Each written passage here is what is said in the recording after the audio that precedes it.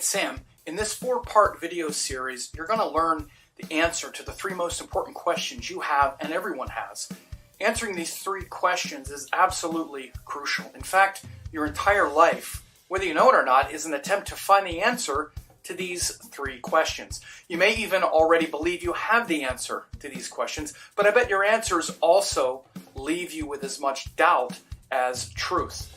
In this first video, I'm going to approach these questions from the highest altitude and first discuss your true self, your cosmic self. In the second video, I'm going to talk about your unique self in this lifetime. In the third video, I'm going to outline your struggles, where they come from, and exactly what to do about them. And in the fourth video, I'll discuss that wise and joyful path home, back to your true nature. But before I get into this, make sure to download the free high-quality image of this beautiful poster I made for you, which will act as a guide to these 4 videos.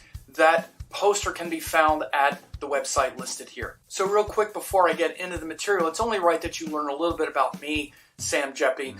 Long ago, in a log cabin tucked away in rural Maryland. Don't worry, I'm not going to go back that far, but it is actually true. I was raised in rural Maryland, not in a log cabin. But I'm just going to discuss very quickly a few of my career highlights. I've been doing Vedic Astrology full-time since 2004. Shortly after that, I published my first book, The Ascendant, 108 Planets of Vedic Astrology.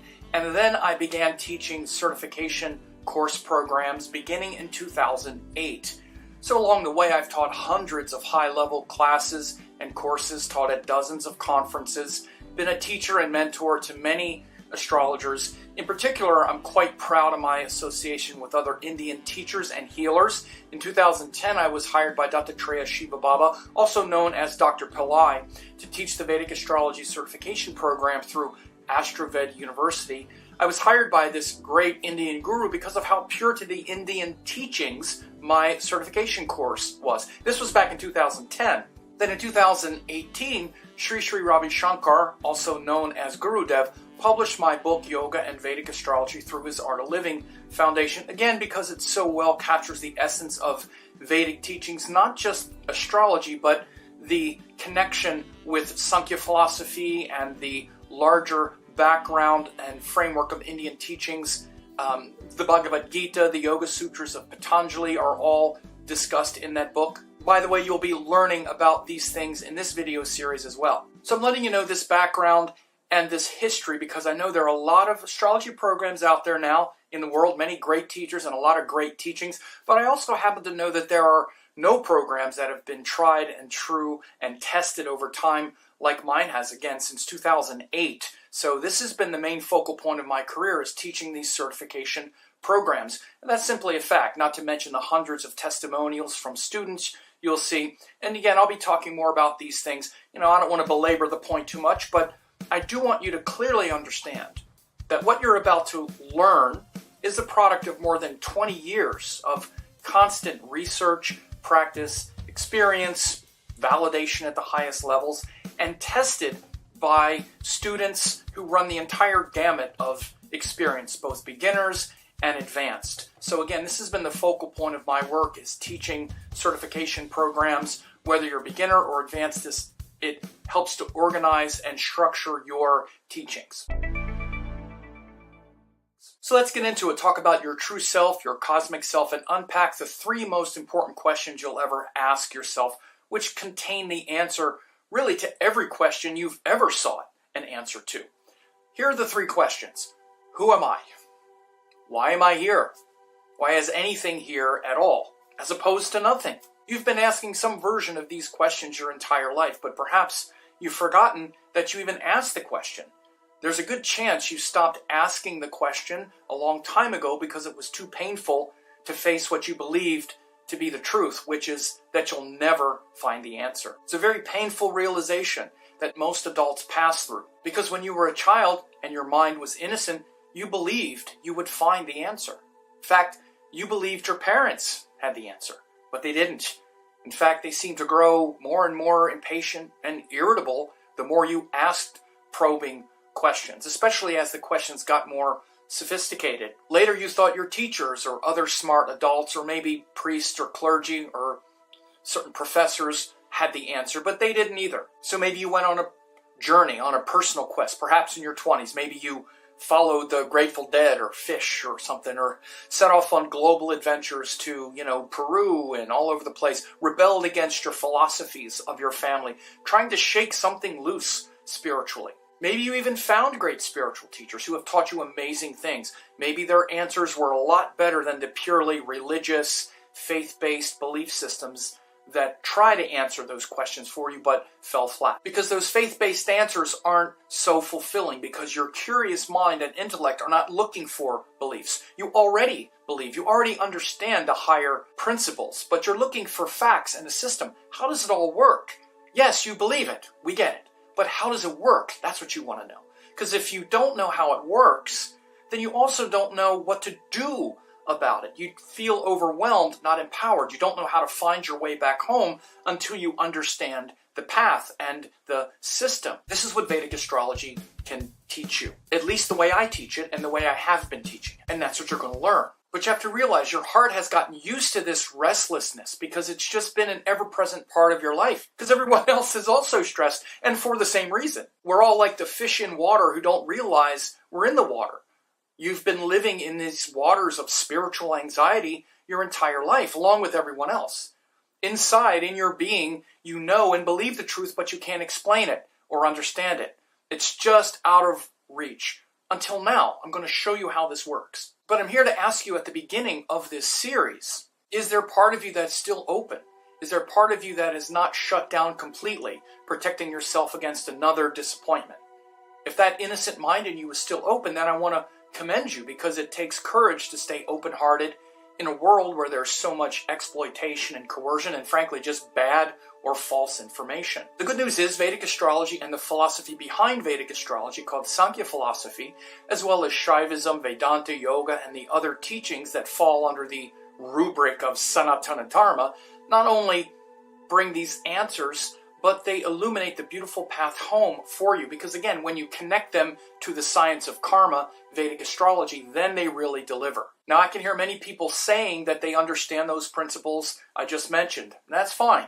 But unless you connect those principles with Vedic astrology, the science of karma, you're not going to make the leap between those philosophical beliefs and frameworks in your mind and how those beliefs actually work in practice, in the real world, in your life. There are many illusions I deal with when it comes to students, and this is one of the biggest ones. Students who think, oh, I've been studying the Vedic principles a long time, so I get it. But they actually don't get it, because they don't understand the astrology well enough to connect it specifically with the philosophy, or they don't understand the cosmology and how the astrology and cosmology is folded into the philosophy. So I'm specifically saying that unless you can explain the Sankhya philosophy or Vedanta using the planetary influences, the astrological, cosmological frameworks, not just in general, but specifically mapping the karmas in a natal chart to the principles of Sankhya philosophy, then you're not as aligned as you might think.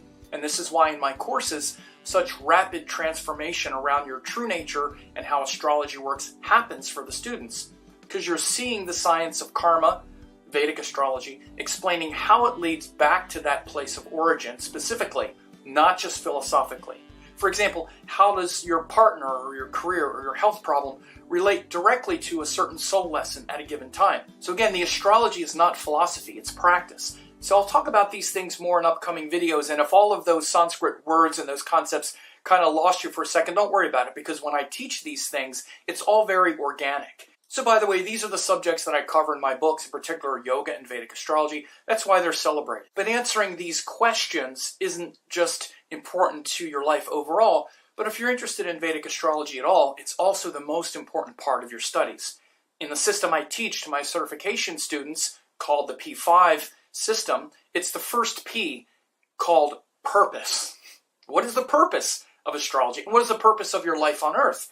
By the way, it's the same answer. This is why the certification course is called the Live Your True Nature Vedic Astrology Certification Course, because too often people approach Vedic astrology or other systems as a way to fix things that are wrong or interject themselves and their will into the perfection that they've incarnated into. Now, I get it that your life doesn't often feel perfect, but that's because you don't understand certain lessons. That's why we study Vedic astrology.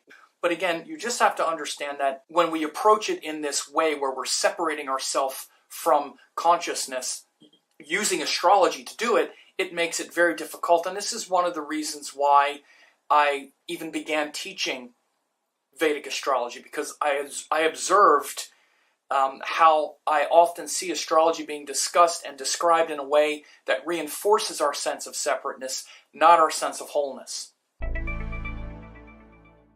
So as you can see on the diagram at the very top where it says Atman, Paramatman, Jiva Atman, and then underneath it says Purusha, Prakriti, then it says Shiva, the sun, Devi, the moon, then under Paramatman it says no form, unique self, the transcendent self beyond attributes, feelings, etc. And under the Jiva Atman it says the karmic self with attributes, gunas, feelings. This is where we need to start with understanding your true nature connected to the structures of Vedic astrology. So let's break it down a little more specifically. The sun, as being related to the self that has no form or attributes, sounds a little weird, doesn't it? Because we're used to the self being connected to some form, a body. More specifically, your body. Yeah, self, me. Well, that one localized entity that looks a certain way and takes certain actions through the body, that's not the true self. That's the localized body that you're walking around with, not the one being referred to as the sun on the level of the Atman. By the way, astrologically, the sun is the planet through which we are evolving this one of the limited localized self into the true nature of the one, as the universal transcendent self. All the planets have this evolutionary process, which I'll be describing in the future videos in this series, so stay tuned. But you mistake your true power and true nature to be something limited and local through a body. The oneness of the sun as Paramatman, the Supreme Self, means there's only one of them, which is that one source from which all individual beings emanate. The same source of light in you is the same source of light in me. This is what Namaste means. I recognize the light in you as the same light in me, and I'm bowing to the light in you, and in so doing bowing to the same transcendent light, which is your nature. That nature is the source of all forms, consciousness, etc. So that light is in all beings, all things. It's the pulse of existence. Just think of the nature of the sun beyond any philosophical framework. The sun in the sky is the reason there's life on Earth. If the sun explodes tomorrow or stops shining, that's it. Life is over. No power. But the light of the sun shining on the Earth isn't enough to create life on Earth. We need the moon, literally, scientifically, and her orbit around the Earth to manage the tides, the weather patterns, and create the environment for beings and experiences to arise here in this corner of the universe. Not only if the sun stopped shining, but if the moon flew out of its orbit, life would also be dead. We couldn't survive. The forms and consciousness and feeling emanates from the moon, which is called the Jiva Atman, the separate individual self, connected to the Supreme Self. And how is it connected? It's connected through the heart. The moon reflects the sunlight so you can see it very clearly. We can't look directly at the sun, but we can look directly at the moon. And it illuminates that Atman for us through the heart. But just like the sun, through the moon, you mistake your limited emotions to be the totality and the capacity of your heart and feeling nature. So the evolutionary process of the moon is actually to return back to this source of wholeness, the feeling of wholeness, not the feeling of separation from your heart, which you experience as emotions, which is your ego distorting that divine love in your heart based on desires. Again, I'm going to talk about this in a future video. The moon is where your karmas from lifetime to lifetime arise. All of your karma first arises in your mind and consciousness and heart as a feeling, a tendency, what we call a samskara in Indian philosophy. All of these karmas and feelings will arrive at a particular time. That much is clear. That's what karma is first, is this tendency in the mind. And because we can read the astrology chart, we know when that will happen. But the actions you take in response to your karmic tendencies in this lifetime are totally up for grabs. They're up to you. So I'm going to be describing this true nature of karma in the future videos, and it's very important that you understand it, as karma is one of the most misunderstood things in all of Indian thinking. So your true nature is beyond this world, beyond attributes, qualities, gunas, desires, samskaras, time, karma. It's free of all that. But you're under this illusion that you are this separate being based on the incarnated experiences. These experiences have accumulated for many lifetimes. So again, I'm going to discuss these things in greater detail in the next video, and your unique self, and even go more deeply into it in a third video when I discuss your egoistic self and struggles. But understand clearly, the illusion of separateness is at the heart of every problem you have or think you have. This is why we look to a text like the Bhagavad Gita. In it, Lord Krishna says in chapter 2, verse 22, "Just as man casts off worn-out clothes and puts on new ones, so also the embodied self casts off worn-out bodies and enters others which are new." In chapter 24, he says, "This self cannot be cut, burnt, wetted, nor dried up. It is eternal, all-pervading, immovable, and ancient." So again, these are the oldest teachings. We're not this body. We're this transcendent self, and no attributes of the form transcend beyond this lifetime. So once we understand this truth and our purpose within that truth, which is to evolve and know the self, and our oneness with that self as our true nature, then as we learn astrology, we're also learning and deepening that understanding. The understanding that the soul has descended into form through karma, which is our past actions shown by the chart. Only if we understand how the soul descended and what it has descended from, literally, and the specific astrological indicators, can we really understand how to ascend back through that matrix. In other words, just like any other journey you take in life, if you don't know how you got there, how are you going to know how to get back home? By the way, I hear many times astrologers use this map analogy, and it's a very good one. Well, that's fine metaphor, but are you using the map analogy correctly? Can the teacher actually trace the exact specific energies accurately back to the specific planetary influence over and over again, repeatedly within a system that works over and over again? That's what I teach. And really connect those actions to the structures of Sankhya philosophy, to the evolutionary processes, etc., and then connect them up with actual practices like meditation, etc. This is how you can really see that teaching astrology in harmony and at the same time as the Sankhya philosophy principles show that return path home. So the map is a map of the territory and then a map back home. So I've been doing this with Vedic astrology for close to 20 years, mainly because my first relationship with all these teachings wasn't astrology at all. It was doing meditation and doing the practices. So I understand the territory first, the territory of the soul incarnating from that transcendent, unembodied self. I was doing that 15 years, 20 years before I ever started studying astrology. So I understand that everything happens in this world, every action, karma, feeling, desire, is traced back to that thing that has no form, that cosmic sun, which is beyond attributes, which shows up first as karma in the mind, the cosmic moon. In video number 2, I'm going to go and pick up where I left off here, explaining how that cosmic self literally descends into your unique genius in this lifetime. We'll be discussing the direct quotes from Sage Parashara, so you can see the direct correlation between your true transcendent nature and the unique genius in this lifetime. The second video is going to be more literal. I'm going to explain these Sankhya philosophy, gunas, elements, planets, and the realms of consciousness you experience through your unique self, and trying not to get pulled down by the egoistic self, which will be more in video 3. So I hope this video was helpful for you, and stay tuned for the next video in the next day or so. And if you're not already registered, go to the website so you can download this very high quality graphic. Keep it on your computer. You can even print it out to keep these things straight.